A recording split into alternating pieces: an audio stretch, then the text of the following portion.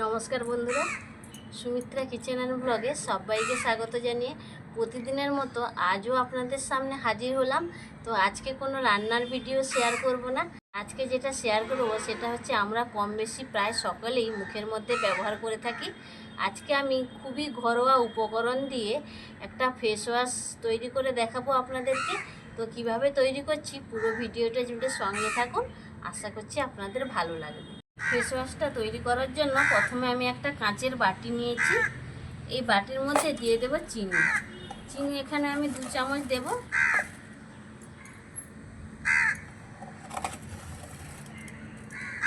দু চামচ চিনি দিলাম। এই চিনির মধ্যে এখন মিশিয়ে নেব শ্যাম্পু। এখানে আমি 1 টাকা প্যাকেট শ্যাম্পু নিয়েছি, ক্লিনিক প্লাস। তো এইটা আমি কেটে পুরো প্যাকেটটাই দিয়ে দেব। তো আপনারা যে শ্যাম্পু ব্যবহার করেন সেই শ্যাম্পুটা ব্যবহার করতে পারেন। ক্লিনিক প্লাস আমি নিয়েছি বলে এমনটাই নিতে হবে এমন কোনো কথা নেই, যে কোনো শ্যাম্পু এতে মেশাতে পারেন। তো পুরোটাই দিয়ে দেব।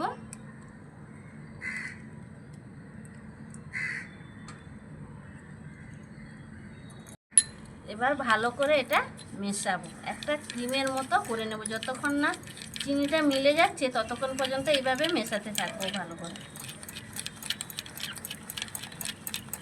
মেশাতে মেশাতে একটা ক্রিমের মতো হয়ে যাবে।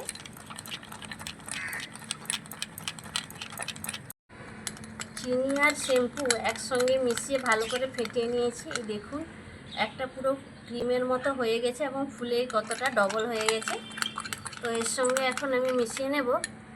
এখানে আমি নিয়েছি নারকেল তেল। এই নারকেল তেলটা আমি এখন মিশিয়ে নেব। তো 1/2 চামচ নেব।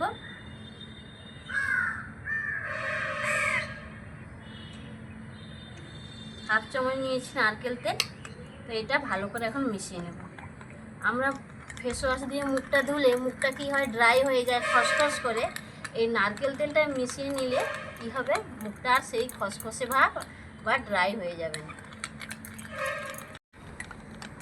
নারকেল তেল দিয়ে ভালো করে মিশিয়ে নিয়েছি। আমি এখানে গোলাপ জল নিয়েছি। এই গোলাপ জল দিয়ে দেব 2 চামচ।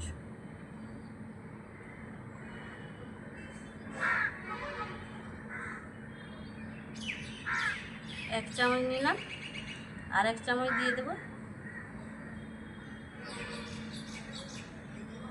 2 চামচ দিলাম।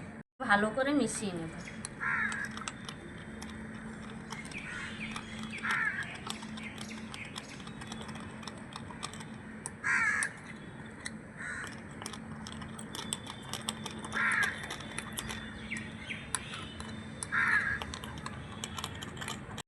গোলাপ জল দিয়ে ভালো করে মিশিয়ে নিয়েছি।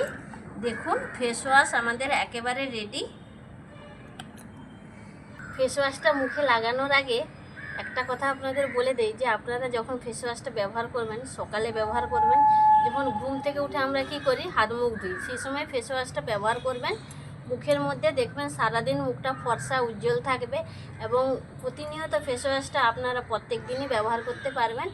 এবং এই ফেস ওয়াশটা প্রতিনিয়ত ব্যবহার করার ফলে দেখবেন মুখের কালচে দাগ স্পট সব চলে যাবে।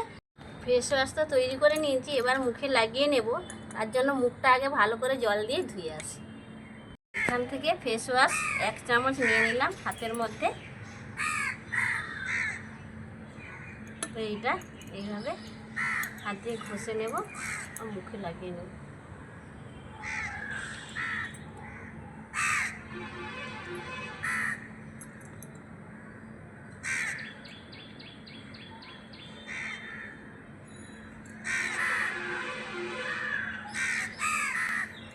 এই ফেস ওয়াশটা আপনারা তৈরি করে মুখের মধ্যে ব্যবহার করে দেখবেন। মুখের মধ্যে কালচে স্পট দূর করে দেবে এবং মুখটা সারাদিন ফর্সা উজ্জ্বল থাকবে এবং মুখের মধ্যে যে ঘামটা দেয় সেই ঘাম ভাবটা কমে যাবে।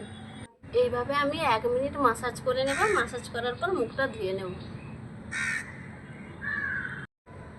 1 মিনিট মুখে লাগিয়ে ভালো করে মাসাজ করে নিয়েছি। এবার আমি মুখটা মুছে নেব। মুখটা মুছার জন্য একটা রুমাল ভিজিয়ে নিয়ে চলে এসেছি, একটা আয়না নিয়েছি। মুখটা মুছে নেব।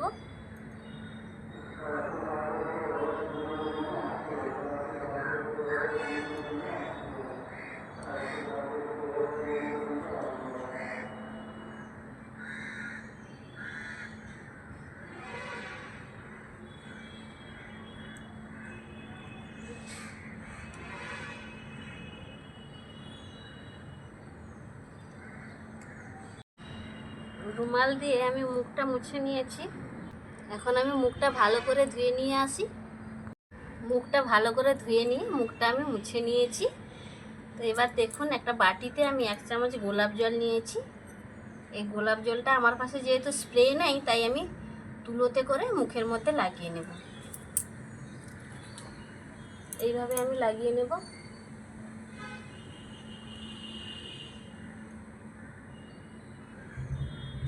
পুরো মুখে আমি এইভাবে লাগিয়ে নেব।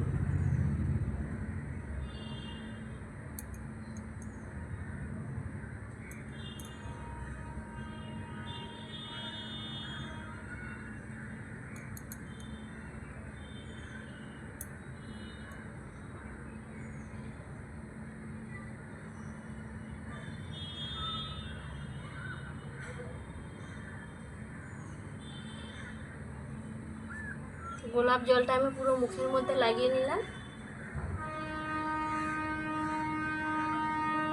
গোলাপ জলটা লাগিয়ে নেওয়ার পর আপনারা যে ক্রিম ব্যবহার করেন সেই ক্রিমটা কিন্তু মুখের মধ্যে লাগিয়ে নিতে পারেন। তো কোথাও যদি যাওয়ার থাকে তো ক্রিমটা মেখে নেবেন, দিয়ে বেরিয়ে যাবেন, বা কোনো পাউডারও মুখের মধ্যে ব্যবহার করতে পারবেন। খুব সুন্দর গ্লো দিবে এবং সারা দিন মুখটা ফর্সা এবং উজ্জ্বল থাকে।